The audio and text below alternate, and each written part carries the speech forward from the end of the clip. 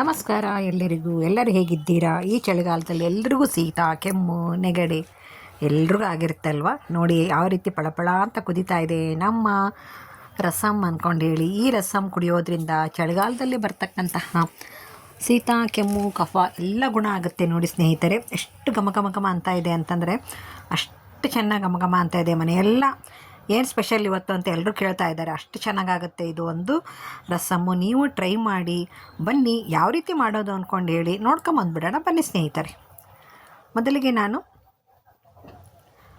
Fresh ಆಗಿರ್ತಕ್ಕಂಥ ಕೊತ್ತಂಬರಿ ತೊಗೊಂಡಿದ್ದೀನಿ, ಕರಿಬೇವು ತೊಗೊಂಡಿದ್ದೀನಿ, 1 ಸ್ಪೂನು ಧನಿಯಾ, 1 ಸ್ಪೂನು ಜೀರಿಗೆ, ಪೆಪ್ಪರ್ ಇಲ್ಲದ್ರೆ ಹೇಗೆ ಪೆಪ್ಪರ್ ರಸಮ್ಗೆ ಹಾಗೆ ನೋಡಿ 1 ಸ್ಪೂನ್ ಆಗೋವಷ್ಟು ಪೆಪ್ಪರ್ ತೊಗೊಂಡಿದ್ದೀನಿ. ಹಾಗೆ 1 ಗಡ್ಡೆ ಬೆಳ್ಳುಳ್ಳಿ ತೊಗೊಂಡಿದ್ದೀನಿ. ಮತ್ತು ಏನಪ್ಪ ಅಂತಂದರೆ ನಾಟಿ ಟೊಮೊಟೊ ತೊಗೊಂಡಿದ್ದೀನಿ ನಾನು. ಅದು ಆಪಲ್ ಟೊಮೊಟೊ ಬರುತ್ತೆ, ಅಷ್ಟು ಸರಿ ಅನಿಸಲ್ಲ ರಸಮ್ಗೆ, ಅದಕ್ಕೆ ನಾನು ನಾಟಿ ಟೊಮೊಟೊನ ಉಪಯೋಗಿಸ್ತಾ ಇದ್ದೀನಿ. ನೀವು ಸಹ ನಾಟಿ ಟೊಮೊಟೊನ ಉಪಯೋಗಿಸಿ ಈ ಒಂದು ರಸಮನ್ನು ಈ ಚಳಿಗಾಲದಲ್ಲಿ ಮಾಡಿಕೊಂಡು ಅನ್ನಕ್ಕಾದರೂ ಉಪಯೋಗಿಸಿ, ಹಾಗೆ ಕುಡಿದಾದರೂ ಕುಡಿಬಹುದು. ಈಗ ನೆಕ್ಸ್ಟ್ ಏನಪ್ಪ ಅಂತಂದರೆ ಗ್ಯಾಸ್ ಸ್ಟವ್ ಮೇಲೆ ಒಂದು ಪಾನ್ ಇಟ್ಟಿದ್ದೀನಿ. ಅದಕ್ಕೆ ನಾನು ಜೀರಿಗೆ, ಧನಿಯಾ, ಕರಿಬೇವು ಹಾಕ್ತಾಯಿದ್ದೀನಿ. ಹಾಗೆ ಪೆಪ್ಪರ್ನ ಸಹ ಹಾಕ್ತಾಯಿದ್ದೀನಿ. ನಾವು ಈ ರೀತಿ ಡ್ರೈ ರೋಸ್ಟ್ ಮಾಡೋದ್ರಿಂದ ನಮಗೆ ಗ್ಯಾಸ್ಟ್ರಿಕ್ ಆಗೋಲ್ಲ, ಗಂಟ್ಲೂರಿ ಬರಲ್ಲ, ಎದೆ ಉರಿ ಬರಲ್ಲ. ಎಣ್ಣೆ ಹಾಕೋದ್ರಿಂದ ಅದು ಬೇಗ ಹುರಿದಿರಲ್ಲ, ಹಸಿ ಹಸಿ ಅನಿಸುತ್ತೆ. ಅದಕ್ಕೋಸ್ಕರ ನಾನೀಗ ಡ್ರೈ ರೋಸ್ಟ್ ಮಾಡ್ತಾಯಿದ್ದೀನಿ. ಇದಕ್ಕೆ ನಾನು ಎಣ್ಣೆಯನ್ನು ಬಳಸ್ತಾ ಇಲ್ಲ. ತುಂಬ ಚೆನ್ನಾಗಾಗುತ್ತೆ. ಇದನ್ನು ಮದುವೆ ಮನೇಲಿ ಸಹ ನಾನು ಊಟ ಮಾಡ್ಕೊಂಡ್ಬಂದು ಹೇಗೆ ಮಾಡ್ತೀರಾ ಅಂತ ಕೇಳಿ ಆಮೇಲೆ ನಿಮಗೆ ನಮ್ಮ ಮನೆಯಲ್ಲಿ ಮಾಡಿ ಒಂದು ಸಲ ಟ್ರೈ ಮಾಡಿ ಚೆನ್ನಾಗಾಗಿದ ಮೇಲೆ ನಿಮಗೆ ನಾನು ತೋರಿಸ್ತಾ ಇದ್ದೀನಿ ಸ್ನೇಹಿತರೆ. ಚಳಿಗಾಲದಲ್ಲಿ ನೀವೊಮ್ಮೆ ಟ್ರೈ ಮಾಡಿದ್ದೀನ ಬಿಡಬೇಡಿ. ಹಾಗೆ ಪೂರ್ತಿ ವಿಡಿಯೋ ನೋಡಿ.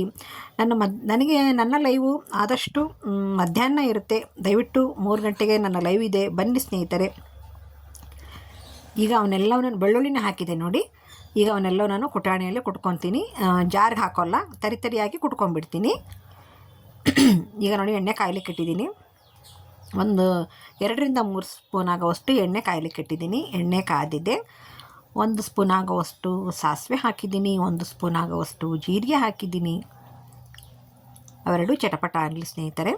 ಈಗ ನಾನು ಹಸಿ ಕೊತ್ತಂಬರಿ ಉಪಯೋಗಿಸ್ತಾ ಇದ್ದೀನಿ ನೋಡಿ. ಈ ಹಸಿ ಕೊತ್ತಂಬರಿನ ಉಪಯೋಗಿಸೋದ್ರಿಂದ ಅದರಲ್ಲಿರ್ತಕ್ಕಂಥ ಘಮ ಏನಿರುತ್ತೋ ರಸಮ್ಗೆ ತುಂಬ ಚೆನ್ನಾಗಿ ಸೇರ್ಕೊಂಡ್ಬಿಡುತ್ತೆ. ಹಾಗೆ ಬೆಳ್ಳುಳ್ಳಿನ ನಾನು ಸಿಪ್ಪೆನ ಸುಲ್ಕೊಂಡಿದ್ದೆ. ಇಡಿದಾದ ಬೆಳ್ಳುಳ್ಳಿನ ಹಾಕ್ಕೊಳ್ಳಿ, ಬಾಯಲ್ಲಿ ಸಿಗ್ತಾಯಿದ್ರೆ ತುಂಬ ಚೆನ್ನಾಗಿ ಅನಿಸುತ್ತೆ ನೋಡಿ. ಸ್ವಲ್ಪ ಕೊತ್ತಂಬರಿ ಎಷ್ಟು ಧಾರಾಳವಾಗಿ ಬಳಸ್ತೀರೋ ಅಷ್ಟು ಚೆನ್ನಾಗಿ ನಿಮಗೆ ಪೆಪ್ಪರ್ ರಸಮ್ಮು ಚೆನ್ನಾಗಿರುತ್ತೆ. ಈಗ ನಾನು 3 ಟೊಮೊಟೊನ ಸಣ್ಣದಾಗಿ ಕಟ್ ಮಾಡ್ಕೊಂಡಿದ್ದೆ. ಅದನ್ನು ಸ್ವಲ್ಪ ಮೆತ್ತಗಾಗಂಗೆ ಬೇಯಿಸ್ಕೊಂಬಿಡಬೇಕು. ಇನ್ನೊಂದು ಸಲ ಮಾಡುವಾಗ ನಾನು ಟೊಮೊಟೊನ ರುಬ್ಬಿ ಯಾವ ರೀತಿ ರಸಮ್ ಮಾಡೋದು ಅಂತ ತೋರಿಸ್ತೀನಿ ಸ್ನೇಹಿತರೆ. ಬೆಂಗಳೂರಿನಲ್ಲಿರೋರಿಗೆ ಅಂತೂ ಇದು ಒಳ್ಳೆ ರಸಮ್ಮು ನೋಡಿ. ಒಂದು ಸಲ ಬೆಂಗಳೂರಿನಲ್ಲಿ ವೀಡಿಯೋ ನೋಡ್ತಾ ಇರೋರೆಲ್ಲರೂ ಟ್ರೈ ಮಾಡಿ ನೋಡಿ. ಈ ರೀತಿ ಮೆತ್ತಗೆ ಬೆಂದಿದೆ. ಈಗ ಇಷ್ಟು ಮೆತ್ತಗಾಗಬೇಕದು. ಈಗ ನಾನು ಮಾಡ್ಕೊಂಡಿದ್ನಲ್ಲ ಅದು ಡ್ರೈ ಪೌಡರು, ಅದನ್ನು ಹಾಕ್ತಾಯಿದ್ದೀನಿ ಸ್ನೇಹಿತರೆ. ಅದು ಸಹ ಎಣ್ಣೆಯಲ್ಲಿ ಸ್ವಲ್ಪ ಫ್ರೈ ಆಗಬೇಕು. ಈಗ ಎಣ್ಣೆಯಲ್ಲಿ ಫ್ರೈ ಆದರೆ ತುಂಬ ಘಮ ಘಮ ಅನ್ನುತ್ತೆ ನೋಡಿ ರಸಮ್ಮು. ನೆಕ್ಸ್ಟು ಒಂದು 1/4 ಸ್ಪೂನ್ ಆಗೋವಷ್ಟು ಇಂಗು ಬಳಸ್ತಾ ಇದ್ದೀನಿ. ಇಂಗು ಬಳಸೋದ್ರಿಂದ ಸಹ ನಾವು ಗ್ಯಾಸ್ಟ್ರಿಕ್ಕಿಗೆ ಒಂದು ಒಳ್ಳೆ ಐಟಮ್ ನೋಡಿ. ಅದು ಇಂಗು ಡೈಲಿ ನೀವು ಅಡುಗೆ ಬಳಸ್ಕೊತ ಬಂದರೆ ನಿಮ್ಮಲ್ಲಿರ್ತಕ್ಕಂಥ ಗ್ಯಾಸ್ಟ್ರಿಕ್ಕು ಕಡಿಮೆ ಆಗುತ್ತೆ. ಈಗ ನೆಕ್ಸ್ಟ್ ಏನಪ್ಪ ಅಂತಂದರೆ ಕೆಲವೊಂದು ಪದಾರ್ಥನ ನಾವು ಅದಕ್ಕೆ ಆ್ಯಡ್ ಮಾಡಬೇಕಾಗತ್ತೆ. ಈಗ ನೀರು ಹಾಕ್ತಾಯಿದ್ದೀನಿ ನೋಡಿ. ನಿಮ್ಮ ಮನೆಯಲ್ಲಿ ಎಷ್ಟು ಜನ ಮೆಂಬರ್ಸ್ ಇರ್ತಾರೋ ಅದ್ರ ಮೇಲೆ ಡಿಪೆಂಡು. ನಾನೇ ಈಗ 3 ರಿಂದ 4 ಜನಕ್ಕಾಗೋವಷ್ಟು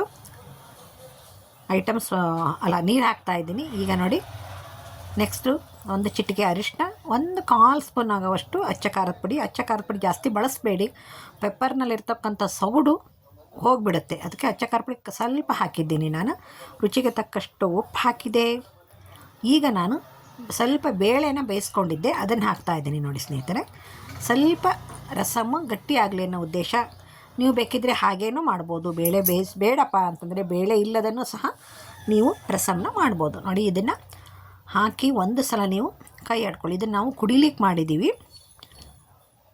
ತುಂಬ ಚೆನ್ನಾಗಿರುತ್ತೆ. ಕುಡಿಯೋಣ ಅಂತಲೇ ಇಷ್ಟು ಕಡಿಮೆ ಮಾಡಿದ್ದು ನಾವು. ಅನ್ನಕ್ಕೂ ಸಹ ಉಪಯೋಗಿಸ್ಕೋಬಹುದು ನಾವು ನೋಡಿ. ಈಗ ಮತ್ತೆ ನಾನು ನೀರನ್ನು ಬೆರೆಸ್ತಾ ಇದ್ದೀನಿ ಸ್ನೇಹಿತರೆ. ಎಲ್ಲ ಪದಾರ್ಥನ ಹಾಕಿ ಚೆನ್ನಾಗಿ ಪಳ ಪಳ ಪಳ ಪಳ ಅಂತ ಕುದಿಬೇಕಿದು. ಎಷ್ಟು ಕುದಿಸ್ತೀವೋ ಅಷ್ಟು ಚೆಂದ ಅನಿಸುತ್ತೆ ನೋಡಿ. ಈಗ ನಾನು ಹುಣಸೆ ರಸ ಹಾಕಿದೆ, ಒಂದು 2-3 ಸ್ಪೂನ್ ಆಗುವಷ್ಟು ಹುಣಸೆ ರಸ ಹಾಕಿ 1 ಸ್ಪೂನು ಬೆಲ್ಲ ಹಾಕಿ ಚೆನ್ನಾಗಿ ಕುದಿಸಿ ಈಗ ಹಸಿ ಕೊತ್ತಂಬರಿನ ಮತ್ತೆ ನಾನು ಆ್ಯಡ್ ಮಾಡ್ತಾಯಿದ್ದೀನಿ. ಸ್ನೇಹಿತರೆ, ಈಗ ಸರ್ವ್ ಮಾಡಲಿಕ್ಕೆ ರೆಡಿಯಾಗಿದೆ. ಬನ್ನಿ ಎಲ್ಲರೂ ನಮ್ಮ ಮನೆ ಊಟಕ್ಕೆ ಅಂತ ಹೇಳ್ತಾ ಎಲ್ಲರಿಗೂ ನಮಸ್ಕಾರಗಳು.